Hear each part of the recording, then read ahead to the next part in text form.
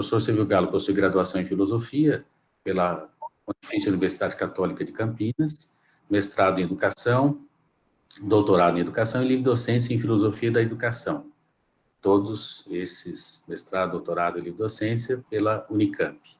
Atualmente é professor titular da Universidade Estadual de Campinas, atuou como professor em diversas universidades, é bolsista de produtividade e pesquisa no PQ, possui larga experiência aí, em várias áreas.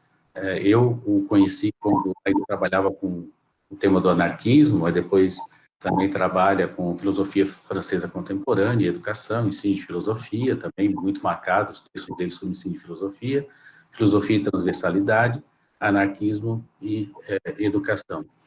Não, basicamente reforçar o agradecimento, Silvio, a sua disposição para vir a falar para nós. E que não, queria apenas dizer de minha saudade de nossos encontros peripatéticos lá na Metodista, onde ele iniciou sua carreira docente, não iniciou aí sua carreira docente, mas aí realmente foi muito bem visto por seus colegas, seus alunos.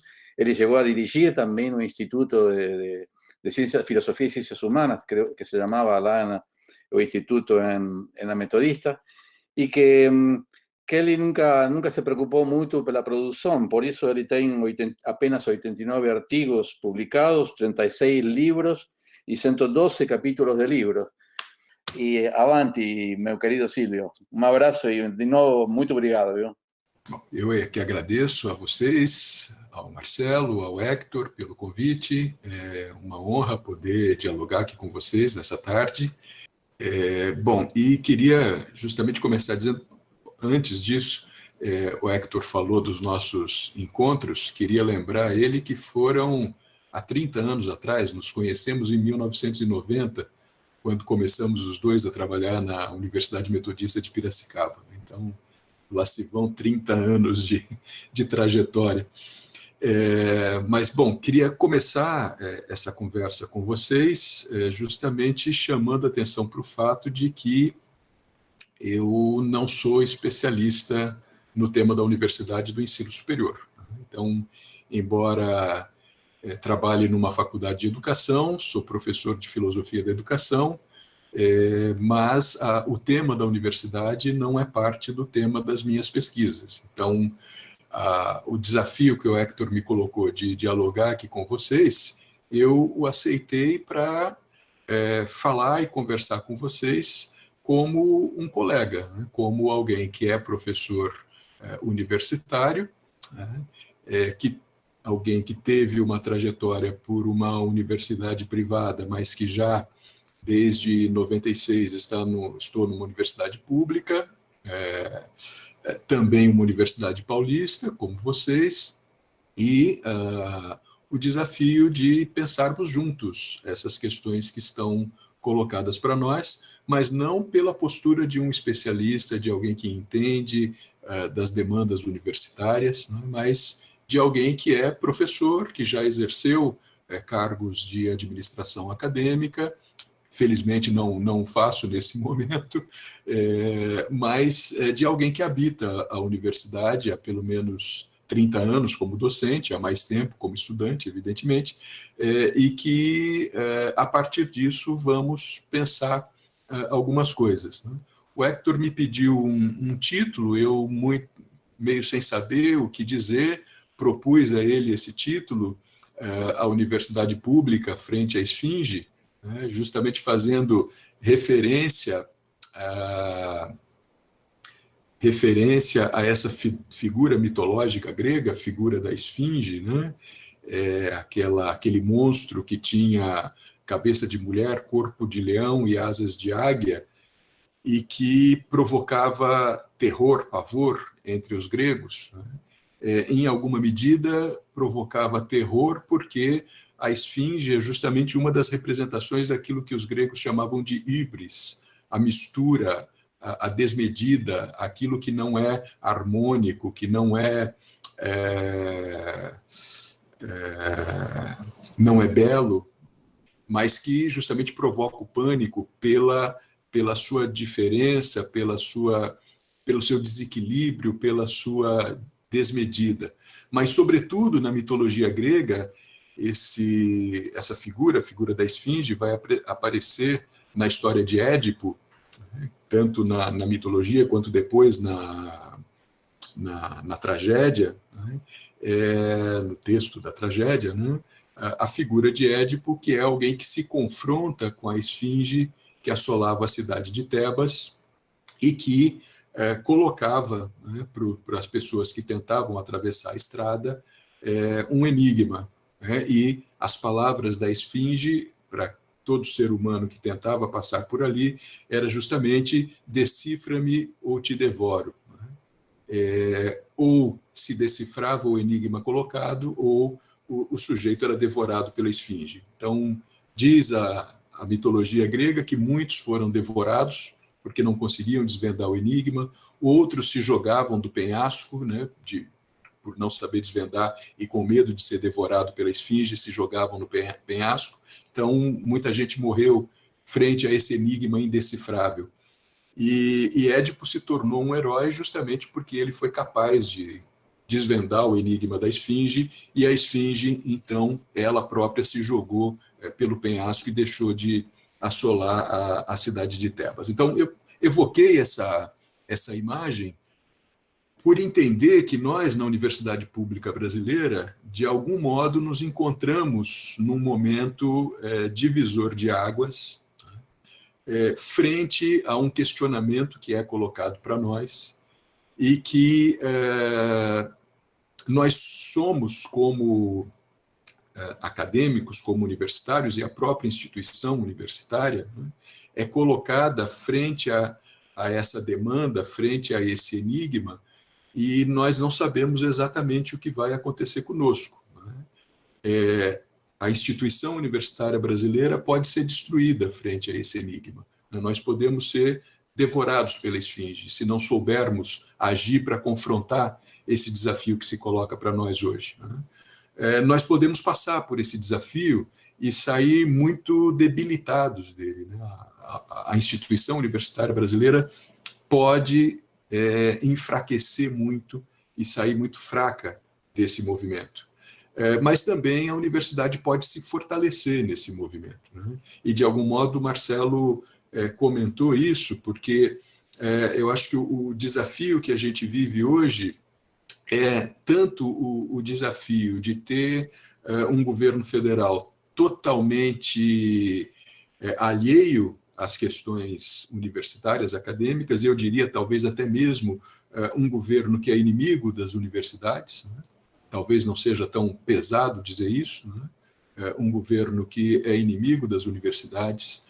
Já tivemos situações de governos que não foram amigos efetivamente da universidade, mas que também não foram inimigos. Se não investiram num processo de fazer crescer a universidade, fazer a universidade se desenvolver, também não atrapalharam demais o desenvolvimento da universidade, né? Mas hoje a gente vive um governo que atrapalha o desenvolvimento, né? E que pode nos colocar num risco de manutenção da própria instituição universitária brasileira. Mas, nesse contexto, somos atravessados por isso, que acho que nenhum de nós imaginou que viveria em nossas vidas, né? Com essa pandemia que assola o mundo e que, embora a gente talvez tivesse até pensado nisso em termos de ficção ou como possibilidade, uma possibilidade remota, imagino que nenhum de nós estava imaginando, né, na nossa vida, na nossa geração, passar por uma situação como essa.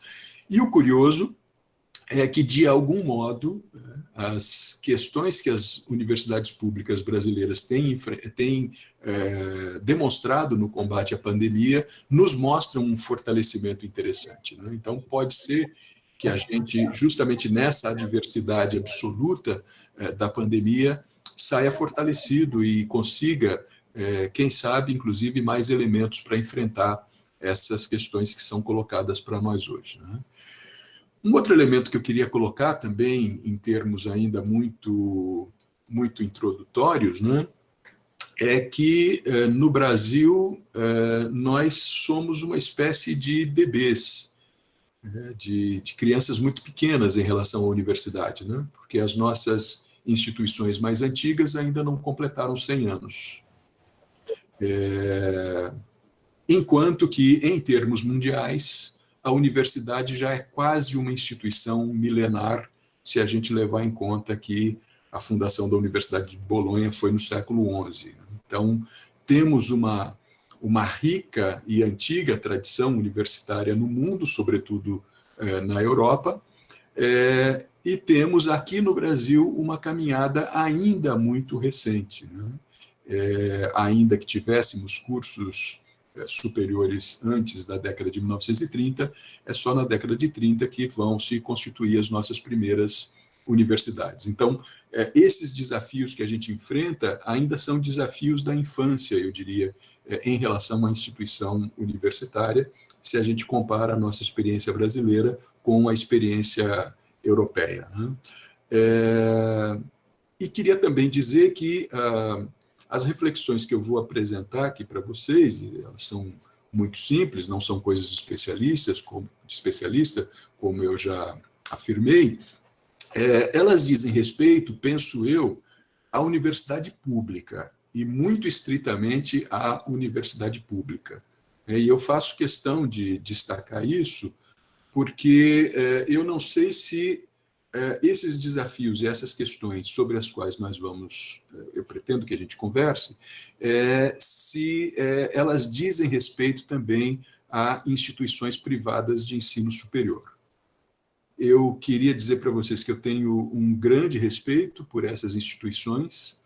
Não se trata de não respeitar as universidades privadas. Eu estudei a minha graduação numa delas, eu iniciei a minha carreira acadêmica numa instituição privada, devo muito à PUC de Campinas, à Unimep, que foram instituições nas quais eu me formei e tenho um profundo respeito por essas instituições, mas eu queria dizer que aquilo que eu quero problematizar com vocês em termos de desafios para a universidade brasileira hoje, eu não sei se aplicam às instituições privadas, porque eu não sei se a gente poderia propriamente chamar as instituições privadas de universidades, no sentido que eu quero atribuir à universidade. Depois, com o desenrolar aqui dos argumentos, eu espero que isso fique mais claro, né? Mas, então, eu queria deixar muito claro que a problematização que eu quero fazer se centra na universidade pública, estritamente na universidade pública,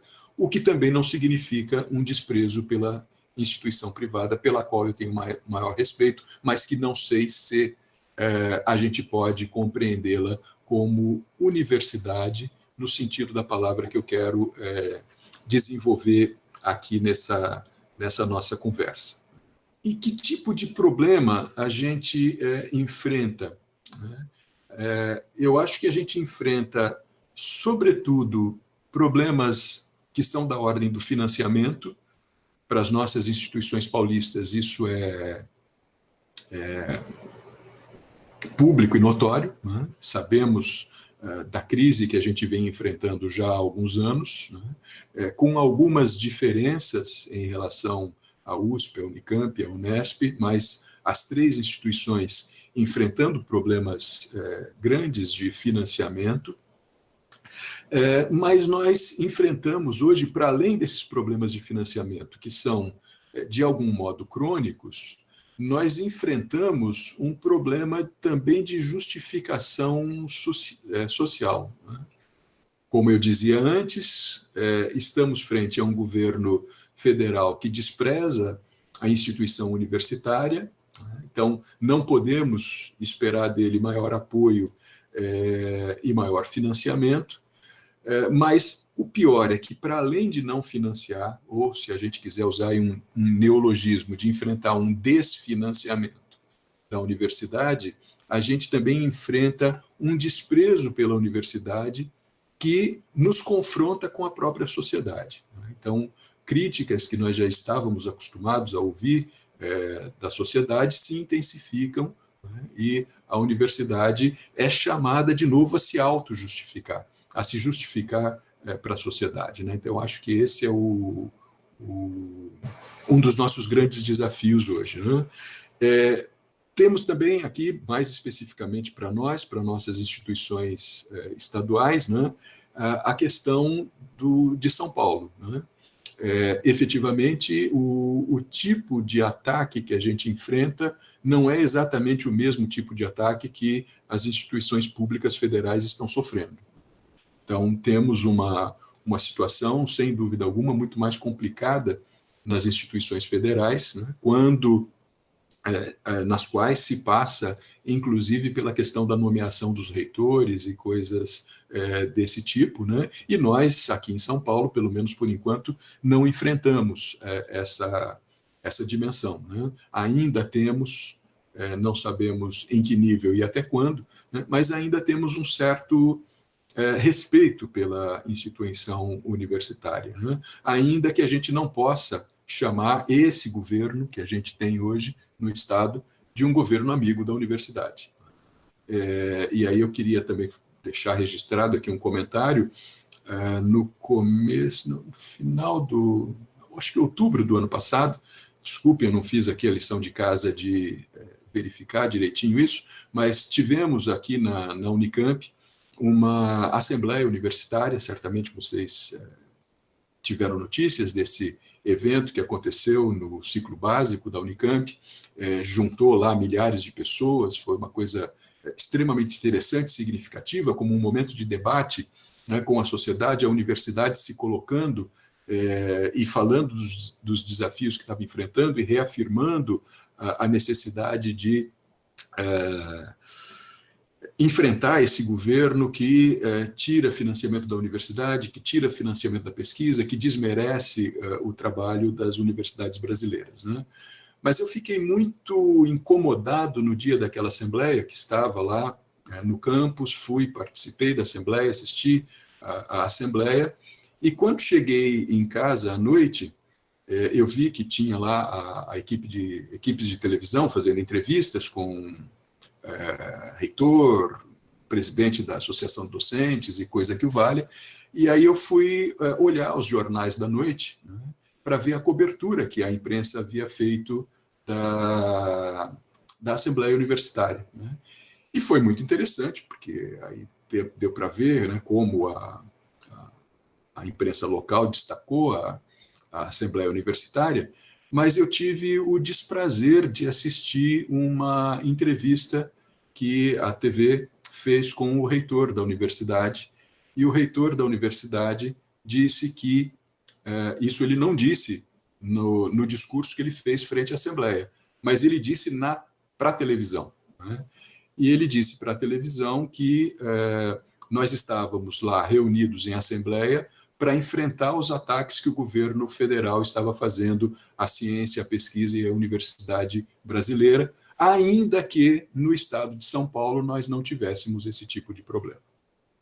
Eu fiquei absolutamente decepcionado com isso, porque sabemos que no estado de São Paulo a gente também tem uma crise de financiamento da universidade. Há anos que os nossos sindicatos lutam para aumentar a nossa quota-parte no ICMS, né? Tivemos aqueles contratempos, sobretudo no governo Alckmin, em que se prometeu para as nossas universidades um aumento nos nossos percentuais, desde que a gente ampliasse vagas, ampliasse cursos, ampliasse campi.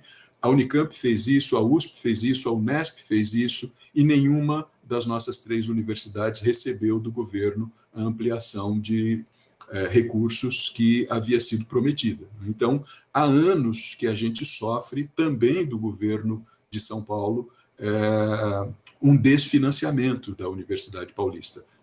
Hoje nós fazemos muito mais, nós formamos muito mais alunos do que formávamos há anos atrás, com o mesmo nível de recursos que nós tínhamos há alguns anos atrás, né? E, evidentemente, isso tudo se complicando significativamente nesse contexto de crise financeira e econômica que a gente já está vivendo e viverá com muita certeza pelos próximos meses e, quem sabe, inclusive, pelos próximos anos, né?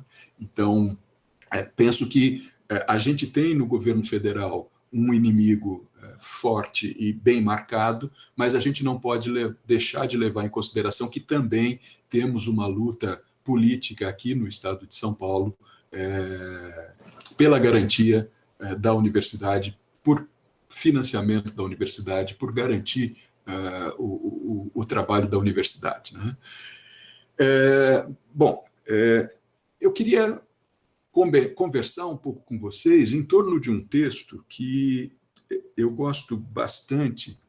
Não é de um autor que eu estude, embora eu me dedique a estudar filosofia francesa contemporânea, eu frequento mais alguns autores do que outros, e um dos autores que eu frequento muito pouco, da filosofia francesa contemporânea, é o Jacques Derrida. Não é um autor que eu estude a fundo.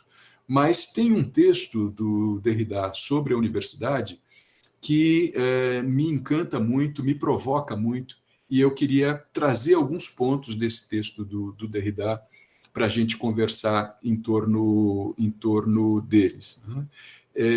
O texto é um texto escrito pelo Derrida para uma palestra, uma conferência que ele fez na Universidade de Stanford, nos Estados Unidos, em 1998, e que depois aqui no Brasil saiu publicado num livrinho curto, intitulado A Universidade Sem Condição.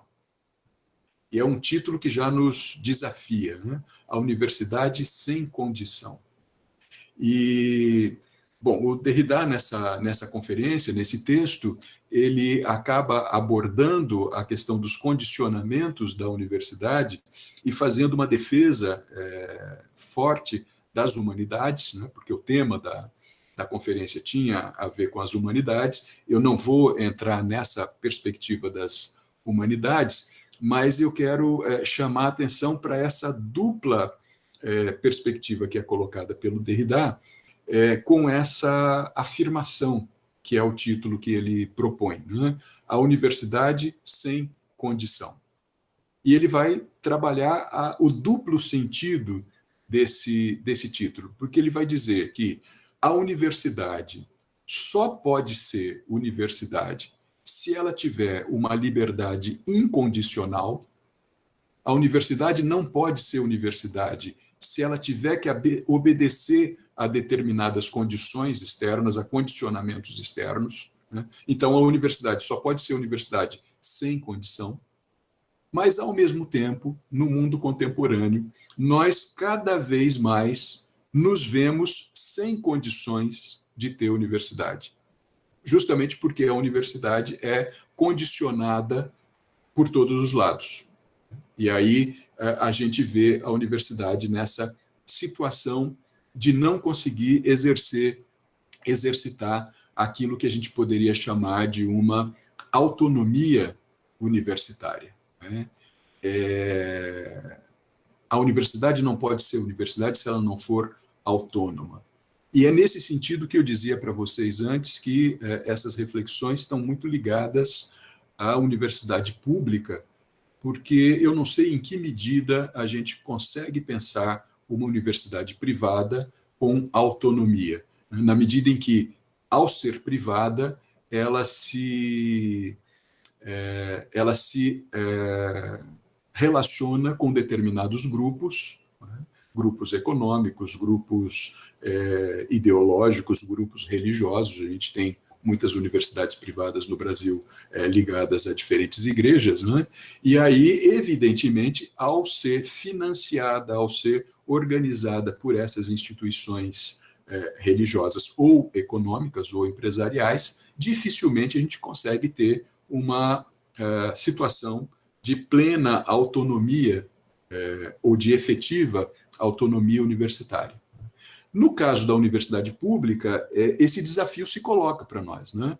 Porque nós também temos que o tempo todo lutar pela nossa autonomia em relação aos poderes políticos instituídos, né? Autonomia financeira, autonomia econômica, para que a gente possa efetivamente fazer aquilo a que nós, enquanto instituição, nos destinamos, mas também autonomia política, autonomia ideológica, autonomia nos seus mais variados sentidos, né? Me parece que no âmbito público nós temos como lutar por uma autonomia universitária. No âmbito privado, isso seria muito mais difícil. Então, é um pouco nesse sentido que eu disse que as minhas reflexões estariam voltadas para a universidade pública, né? E também porque a universidade não pode se reduzir ou se resumir a ser uma instituição de ensino. Ainda que ela o faça com muita competência, ainda que ela o faça em nível de excelência, uma universidade que se dedique estritamente ao ensino não pode ser chamada, do meu ponto de vista, pelo menos, de universidade. Se a gente pensa no ensino como a circulação do conhecimento, uma universidade que não é produtora de conhecimento não é digna do nome universidade. Então, uma instituição universitária que não se dedique principalmente à pesquisa, ela não pode ser considerada universidade. E aí nós sabemos das dificuldades todas que se colocam no setor privado para essa questão. Também para nós no setor público, evidentemente, porque sem financiamento não há pesquisa. E aí toda a dinâmica, né, que se coloca se confronta conosco, é saber em que medida nós somos capazes ou não, né, de ter autonomia acadêmica, autonomia científica na produção dos conhecimentos que vão ser postos em circulação e de que medida a gente vai conseguir fazer esses conhecimentos circularem na sociedade, se projetarem na sociedade, dialogarem com a sociedade, no âmbito do que a gente também costuma chamar de extensão universitária. Então, estou aqui, de novo, lembrando o tripé pesquisa, ensino, extensão, sem o qual a gente não pode falar propriamente numa instituição universitária. Pesquisa, ensino, extensão, relação direta com a sociedade, justificação que a própria universidade receba da sociedade. Bom, eu vou destacar algumas coisas desse texto do Jacques Derrida que eu comentei com vocês, vou tomar a liberdade de ler um ou outro parágrafo para nos desafiar a pensar em torno deles, e eu começo com uma afirmação que ele faz, que é a seguinte: a universidade faz profissão da verdade. Ela declara, promete um compromisso sem limites para com a verdade. Então, esse compromisso da universidade com a verdade, esse compromisso da universidade com um conhecimento verdadeiro, me parece estar na raiz da própria instituição universitária. E isso, para nós hoje, é de uma importância fundamental, mas denota também um perigo iminente, porque nós estamos hoje numa sociedade marcada por isso que alguns têm chamado de pós-verdade. Se vivemos uma sociedade da pós-verdade, como praticar o compromisso, o fundamento da universidade com a verdade? Numa sociedade que é também marcada pelas fake news, por essa circulação absurda de opiniões, de pontos de vista sem nenhum fundamento, como reafirmar esse compromisso sem limites da universidade com a verdade. Me parece que esse é o ponto fundamental que o texto do Derrida vai nos questionar. Pouco mais adiante, ele comenta o seguinte, ele afirma o seguinte, e aí eu entro no que nos interessa problematizar aqui, né? A universidade moderna deveria ser sem condição. Isso que ele diz no título, né? Universidade sem condição. Por universidade moderna, entendamos aquela cujo modelo europeu, depois de uma história medieval rica e complexa, tornou-se preponderante, isto é, clássico, há 2 séculos, em estados do tipo democrático. Então vejo que o Derrida faz uma articulação entre aquilo que ele está chamando de universidade hoje com estados democráticos. A universidade moderna parece ser uma instituição que só tem razão de ser, só tem lugar de ser em Estados democráticos. Né? E aí ele segue. Para além do que se chama liberdade acadêmica, essa universidade exige e deveria ter reconhecida uma liberdade incondicional de questionamento e de posição, ou até mesmo, e mais nada, o direito de dizer publicamente tudo o que uma pesquisa, um saber e um pensamento da verdade exigem. A universidade, segue ele, né? Vou citar mais um trechinho aqui. A universidade deveria, portanto, ser também o lugar em que nada está livre do questionamento, nem mesmo a figura atual e determinada da democracia. Nem mesmo a ideia tradicional de crítica, como crítica teórica, nem mesmo ainda a autoridade da forma questão do pensamento como questionamento. Não é? Portanto, para o Derrida, a universidade é esse lugar em que tudo tem que estar em questão.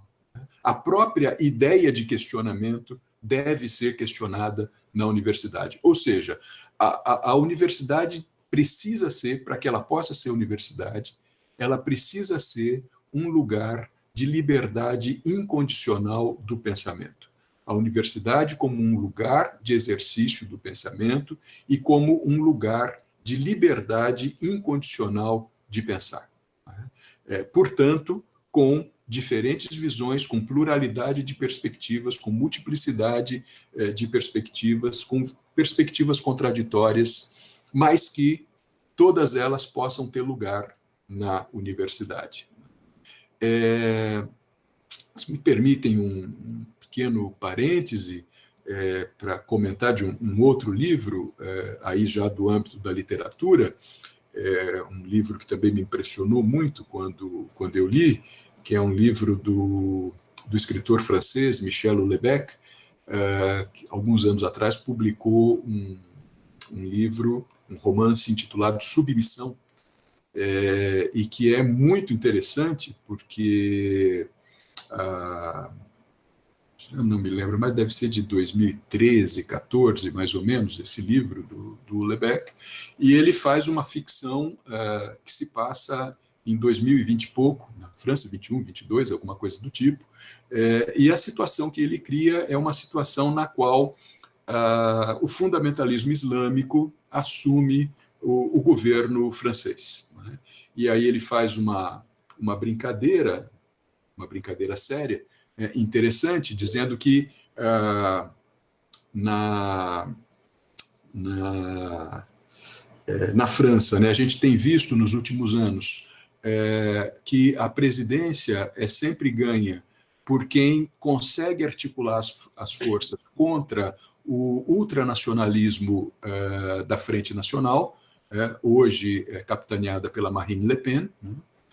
Já foi pelo Jean-Marie Le Pen, hoje pela filha Marine Le Pen, que sempre estão ali perto de chegar na presidência, mas, na última hora, as forças democráticas se juntam em nome do nome que tem mais condições de fazer o governo e elegem o antídoto a esse ultranacionalismo conservador da Frente Nacional de ultradireita na França. Coisa que nós aqui no Brasil não fomos capazes de fazer em 2018. Nós sucumbimos a esse movimento. Mas a brincadeira do Houellebecq é que, ali 21, 22, não me lembro mais a data em que isso se passa, a força política que consegue se contrapor ao ultranacionalismo da Frente Nacional é um partido islâmico. Né? Evidentemente não existe um partido islâmico na França, mas ele trabalha ali na ficção com a criação de um partido islâmico, e é o partido islâmico que ganha as eleições. Né? E aí ele passa a falar do que significa a submissão da sociedade francesa, da sociedade republicana francesa, talvez o país com maior tradição republicana no mundo moderno, se submeter a um governo islâmico. Agora, eu estou lembrando aqui desse romance porque o narrador do romance é um professor universitário, como nós. E um professor universitário obscuro. Ele é um estudioso, alguém das ciências humanas, da literatura. Ele estuda um poeta francês do século XVIII que ninguém mais conhece. né? Ele é especialista em algo absolutamente irrisório, irrelevante em termos sociais, mas é um professor universitário, etc., né? E toda a narrativa do romance são os desafios que esse cara vive, né? Por ser um cara, digamos, se me permitem a alusão à nossa situação aqui, do baixo clero, né? Do baixo clero universitário, ele não é demitido, porque, primeiro, né, quando o país se torna um país islâmico, a universidade pública francesa se torna universidade islâmica, começa a receber dinheiro do Oriente Médio, dinheiro do petróleo, para investir na universidade, né? A primeira ação do governo é demitir todas as professoras, demitir todas as mulheres, porque o islamismo não pode conviver com a ideia de mulheres lecionando na universidade, né? E alguns professores que claramente eram professores críticos ao islamismo, ao movimento islâmico, etc., são demitidos, né? E esse cara, como era um cara que não cheirava nem fedia, se vocês me permitem a expressão um tanto chula, ele vai ficando, né? Ele vai ficando e ele vai ganhando espaço na universidade. Ele tem condições, inclusive, de assumir cargos que ele jamais assumiria numa condição normal, digamos assim, né? E toda a situação, o romance gira em torno justamente dos conflitos que se colocam para ele, né? Ele adere ou ele não adere? Ele se submete aos princípios islâmicos ou ele não se submete aos princípios islâmicos, né? O que ele faz, né? Então, o romance gira em torno disso, né? E eu lembrei disso porque acho que, de algum modo, isso dialoga com essa ideia que o Derrida nos chama a atenção. A universidade sem condição. O que significaria aqui no Brasil a nossa universidade pública, ou a nossa rede de universidades públicas brasileiras, federais e estaduais, serem transformadas, por exemplo, em universidades evangélicas, né? Se a gente tem um governo que se articula com o movimento evangélico, que já disse, inclusive, que tem que colocar no Supremo Tribunal Federal um ministro evangélico, né? E se o nosso governo resolver nomear reitores evangélicos para as universidades federais, por exemplo, né? E se o nosso governo resolver colocar como princípio da universidade pública brasileira um movimento religioso, né? Acho que é disso que o Derrida está tratando, dentre outras coisas, é disso que o Derrida está tratando quando fala da universidade sem condição, né? A universidade sem condicionantes, sem condicionamentos externos, né? E mais um trechinho que eu queria citar do Derrida, e aí caminhar para uma conclusão, para a gente poder dialogar, mas é um trecho no qual ele diz o seguinte: uma questão que não é exclusivamente econômica, jurídica, ética ou política se coloca então: pode a universidade, e de que maneira, afirmar uma independência incondicional, reivindicar uma forma de soberania, uma espécie bem original, uma espécie excepcional de soberania, sem nunca se arriscar ao pior, a saber, em função da abstração impossível dessa soberana independência, ter que se render e capitular sem condição, deixar-se conquistar ou comprar a qualquer preço? É preciso, então, não apenas um princípio de resistência, mas uma força de resistência e de dissidência. Então, eu chamo a atenção desse trecho, né, porque quando fala da universidade sem condição, o Derrida vai falar dessa universidade que seria soberana, né? Uma universidade que teria a sua autonomia e seria autônoma a tal ponto que ela seria soberana nas decisões que ela toma. Mas o Derrida tem o cuidado de dizer que essa soberania não pode ser uma soberania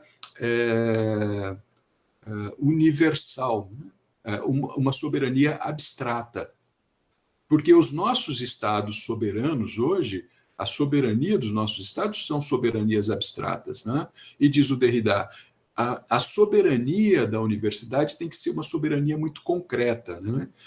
Agora, é possível para a universidade se colocar nessa condição, e aí ele chama atenção, né? Ela não é nem exclusivamente econômica, ela precisa de uma soberania econômica, mas não é só econômica, ela precisa de uma soberania jurídica, mas não é estritamente jurídica, ela precisa de uma soberania política e ética, mas que não é exclusivamente política e ética. É tudo isso ao mesmo tempo, né? Por isso que ele fala de uma espécie excepcional de soberania com a qual a universidade precisaria se haver para poder ser efetivamente universidade, né? E sem capitular e se deixar comprar ou se deixar conquistar a qualquer preço, né? Não é por acaso que Derrida está colocando essas questões, né? Que, como eu disse, é uma conferência que ele está fazendo em Stanford, e a gente sabe da situação da universidade norte-americana, isso em 1998, pouco mais de 20 anos atrás, né? E toda essa discussão que você tem na universidade norte-americana pelo financiamento e com o financiamento externo da universidade, um financiamento que não é estritamente um financiamento estatal, estritamente público, mas é um financiamento que vem muito também das empresas, né? Stanford é uma universidade tecnológica, então ela está ali na Califórnia, no Vale do Silício, portanto, muito dependente desses recursos financeiros que vêm das empresas de tecnologia, né? Mas como é que uma instituição que recebe esse tipo de apoio, que não pode viver sem esse tipo de apoio financeiro, né? Como é que ela pode, ao mesmo tempo em que recebe esse tipo de apoio, ser soberana nas suas decisões, ser soberana em relação às pesquisas que faz, a decisão das pesquisas que faz, em como investir os recursos que ela recebe de forma autônoma e soberana na sua gestão e nas pesquisas que vai fazer. Eu acho que, então, o que a gente precisaria pensar, e aí vou enunciar isso rapidinho para a gente poder abrir para uma conversa, né? Se com essa chamada de atenção que o Derrida nos faz, né, nós precisamos, na universidade, de uma força de resistência, e mais ainda do que uma força de resistência, uma força de dissidência, a pergunta para a gente seria, hoje, no Brasil, resistir a quê? Ser dissidente em relação a quê? E aí eu queria chamar a atenção para a nossa conversa, que para além das lutas imediatas, e não são poucas as lutas imediatas que a gente tem que fazer, né? Essas lutas pela questão do financiamento, pela questão da autonomia, pela relação que a gente tem com os governos locais e com o governo federal, né? E a luta que a gente tem que fazer agora também no contexto da retomada das nossas atividades após a pandemia, como é que a gente vai fazer isso, como é que a gente vai reconstruir as nossas relações, como é que a gente vai reconstruir o nosso trabalho presencial, né? Não é pouca coisa que a gente tem pela frente, né? Mas, para além dessas lutas, digamos, mais imediatas, eu acho que a gente tem que também chamar atenção para uma resistência e uma dissidência necessárias a algo que parece que já nos dominou como instituição, algo que foi entrando sorrateiramente nas universidades públicas brasileiras e que hoje está totalmente instalado, está totalmente entranhado nas nossas carnes e nos nossos ossos institucionais. E falo disso a partir aqui da realidade que eu vivo na Unicamp, mas imagino que não é diferente daquilo que vocês vivem na Unesp, daquilo que os colegas da USP vivenciam e de outras instituições brasileiras também. Nós temos 3 ícones que se entranharam entre nós, né? E é em torno deles que eu acho que valeria a pena a gente pensar um pouco, porque são 3 ícones que condicionam a universidade brasileira hoje. O primeiro ícone que nos condiciona é internacionalização. Já faz alguns anos que a gente não consegue não falar em internacionalização na universidade. Evidentemente, a questão da internacionalização nos atravessa por conta do movimento de globalização. Por favor, globalização não é nenhum movimento comunista, né, como um certo ministro comentou dias atrás, né? Muito pelo contrário, né? A globalização é matriz do capitalismo, ainda que os movimentos dos trabalhadores no século XIX clamassem por um movimento de internacionalização. Marcelo lembrava que eu também estudo anarquismo, né? Os movimentos anarquistas do século XIX eram movimentos de internacionalização dos trabalhadores, por entender que a força do capital não era uma força nacional, não era uma força montada nos estados nacionais, né? Então, isso que a gente chama de globalização começa com um alerta dos movimentos de trabalhadores ainda no século XIX, né, clamando pela internacionalização dos trabalhadores, né, com Marx e Engels concluindo o Manifesto Comunista, né, chamando a união dos trabalhadores de todo o mundo, né? Não são os trabalhadores de um determinado país, mas são os trabalhadores de todo o mundo que precisam se unir, né? Se unir contra o capital. Ora, nós, trabalhadores, não fomos capazes de efetivar uma rede, uma articulação internacional de luta, mas o capital soube se internacionalizar muito bem, né? O capital é um capital transnacional.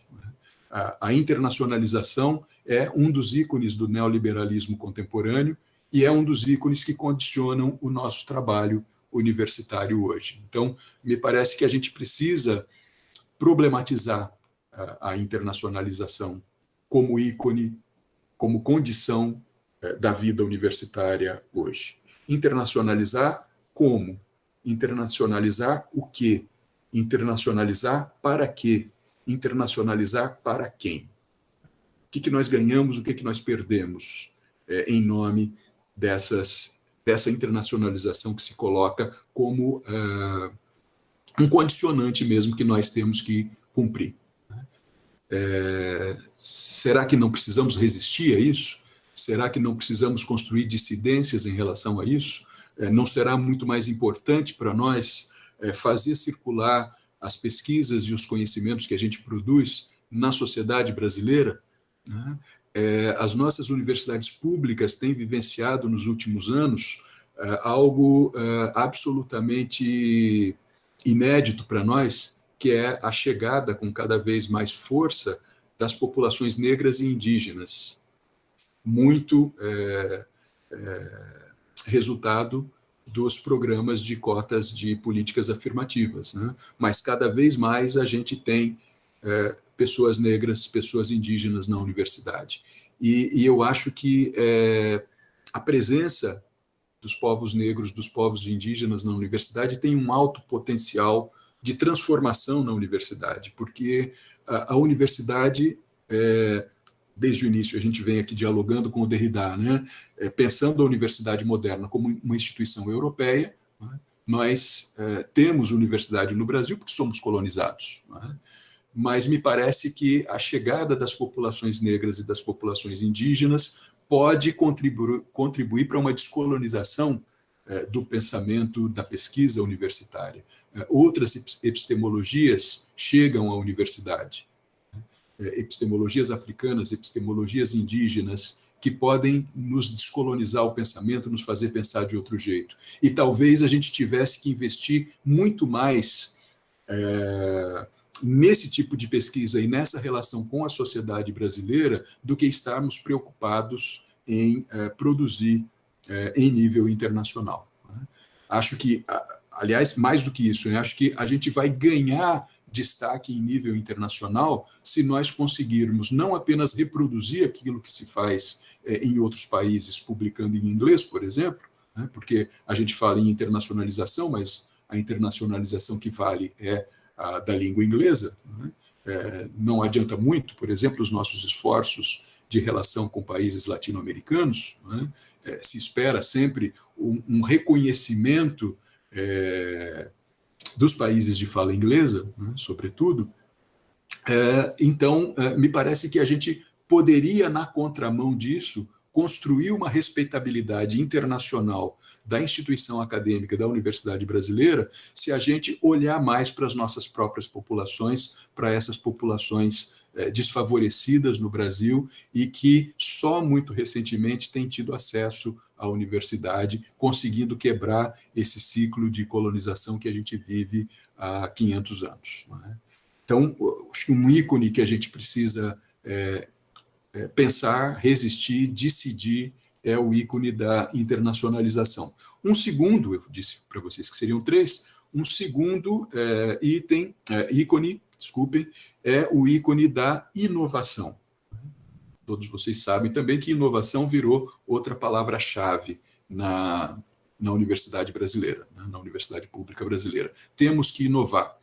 Eu não sei como é que é na Unesp, mas na Unicamp nós temos uma agência de inovação, que tem o brilhante título de Inova.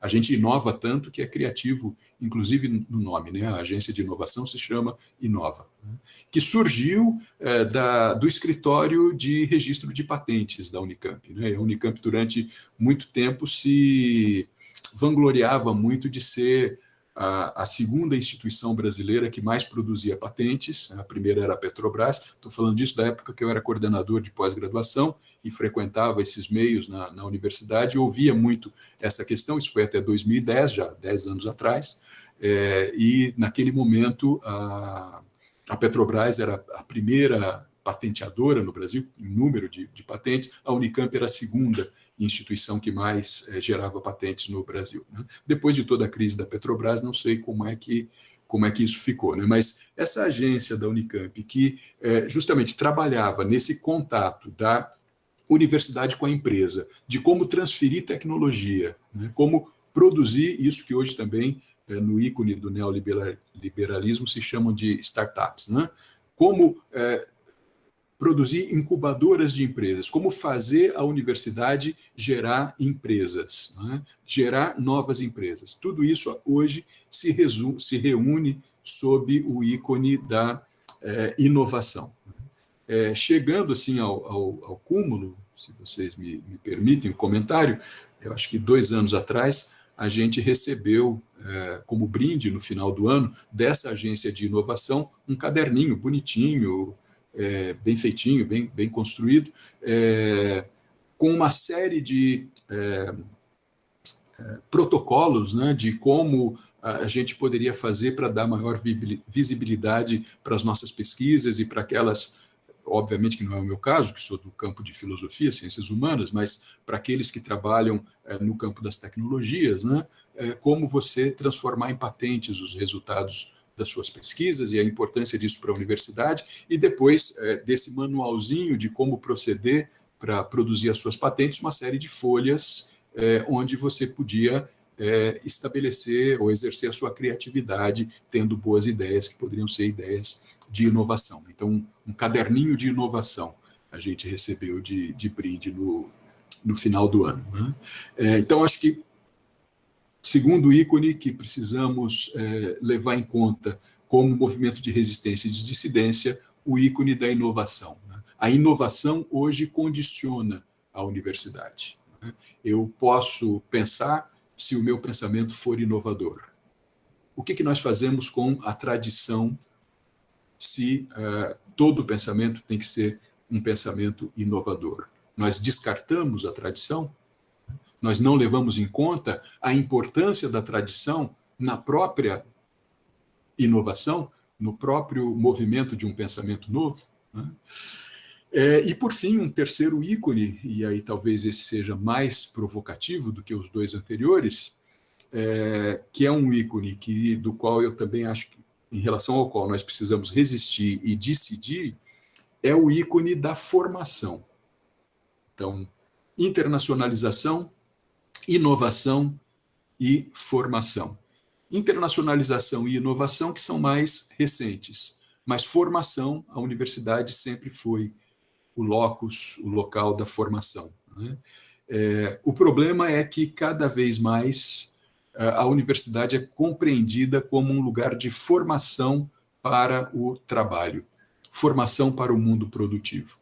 E se a universidade se ocupar estritamente de formar para o mundo produtivo, formar mão de obra, formar profissionais para girar a produção, a universidade deixa de ser universidade. Acho que isso se cruza, de algum modo, com o que a gente enfrentou nessas últimas semanas em relação ao CNPq. Vocês certamente acompanharam também esse movimento que se dirigiu, em princípio, para o PIBIC, para o Programa de Bolsas de Iniciação Científica, que é um dos programas mais interessantes, mais bem-sucedidos do Brasil, né, nas últimas décadas, né?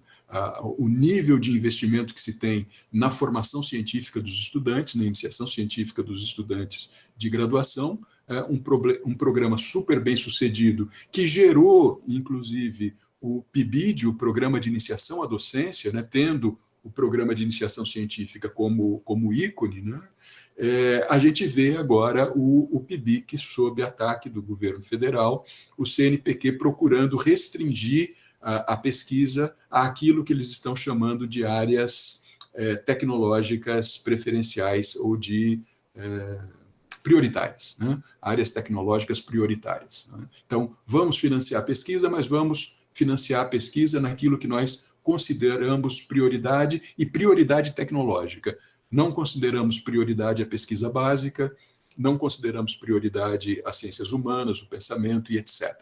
Prioridade é tecnologia, tecnologia de ponta. Né? Eu estou tomando a liberdade de fazer esse comentário porque isso tem a ver com o que eu estou chamando de formação. A universidade pode ser, ou deve ser, né, um lugar de formação ampla, de formação para a pesquisa, de formação para o pensamento, um local onde a gente possa exercer a liberdade de pensamento, ter o conhecimento sempre aberto, enfrentar os necessários avanços do conhecimento, mas o que mais a gente vê paulatinamente é a universidade sendo considerada um local de formação para o trabalho, estritamente de formação profissional.